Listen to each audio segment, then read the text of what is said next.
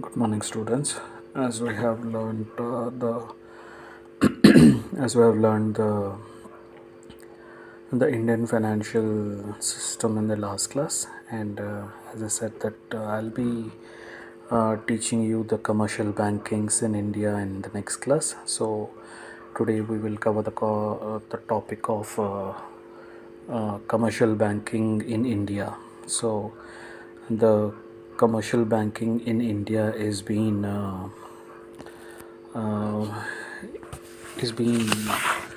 governed by the act called Regulation Act of 1949.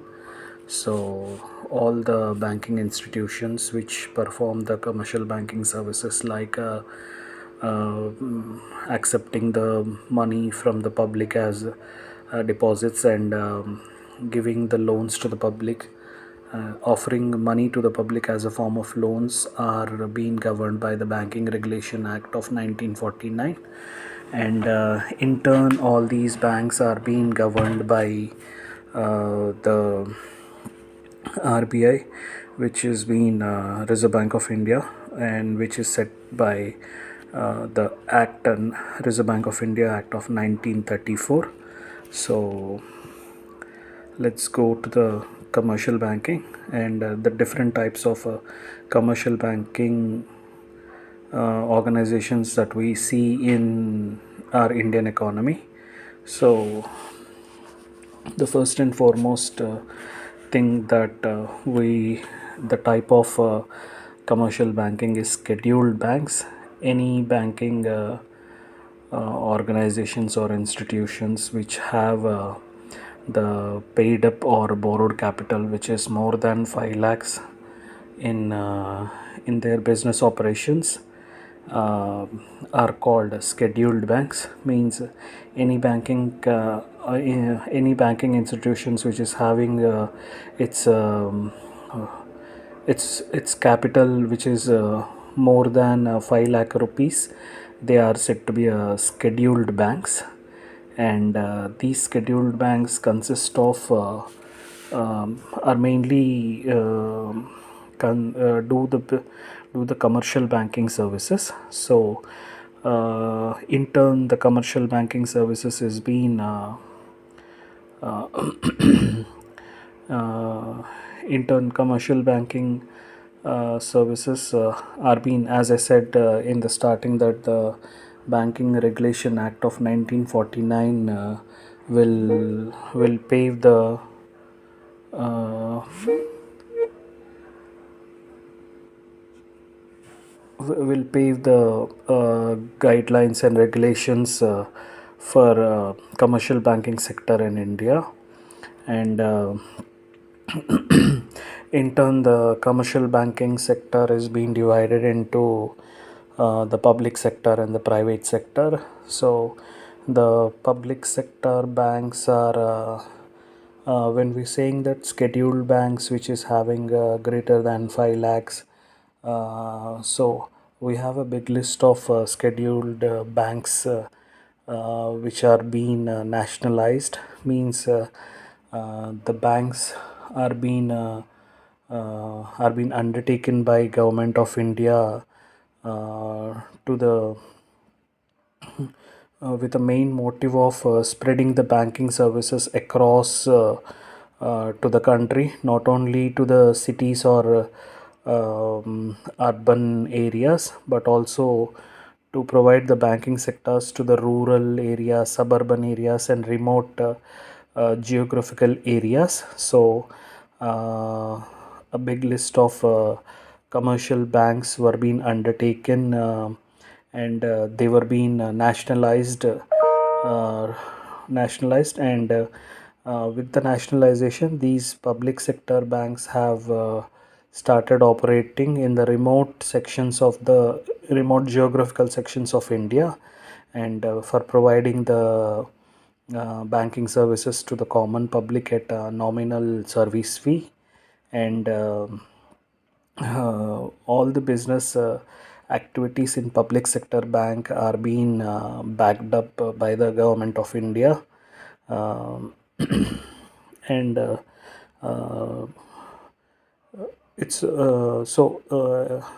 as government banking sector is having a um, is having a having uh, like operational challenges and technological challenges when compared to the developing banking sectors across the world. With the globalization, you see a lot of banking services are being done digitally. So in order to cope up the competition in the world and stand up as a stand up equally to the world technological revolution. So the RBI in January 22, 1993 has given licenses to the private organizations to form private sector banks where their prime motive is to provide the banking services um, at the uh, and uh, charge the the customers who opt for those banking services. So government of India has given license to the private sector to start the banking commercial banking businesses from January 22nd 1993. This is in the wake of globalization and technological advancements that what we have seen in the world, like uh, when computers are being started playing a vital role in conducting the businesses, like and spreading out across the world with a wide spread network. So as an encouragement to keep up the competition, private sector banks has been introduced to the Indian economy. Similarly, the other set of banks are foreign banks. Foreign banks are the banks which do have their which are being headquartered in other countries, and they provide the banking services to the citizens of India. And also these banks prime motive is to channelize the foreign currencies uh, and also the free flow movement of foreign currency and foreign trade. So these banks will have a financial channelization of financial channelized to the businesses which are involved in import and exports, and which will have a the businesses which are involved in multi-currency transactions. So foreign banks will help out with the banking services. And the next set of the next set of uh, banking organizations you will see in Indian economy is foreign rural banks. Foreign rural banks are the banking organizations which do have uh, its headquarters in the foreign, but they are being set up in a selected area of choice for providing the banking services to like to develop that region um, which is in turn channelizes the business opportunities to both of the countries that they operate in. So foreign rural banks will take an example, like if like any bank which is more into channelizing finance for the tea estates will be those banks will be will concentrate on the areas which have these tea plantations, and in that region they provide the um, they provide the finances, and they channelize the trade and commerce to that sector is like foreign rural banks will take care of the financial services and financial funding for that regional, which is in specific to the kind of or sector of the business. So these all come into the scheduled bank, and uh, these are these are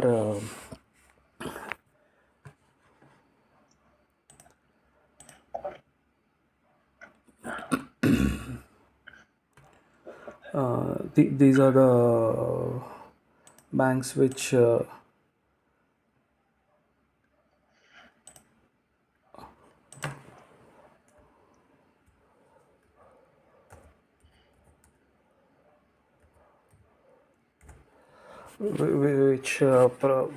operate in commercial sector, and are being governed by the Banking Regulation Act of 1949.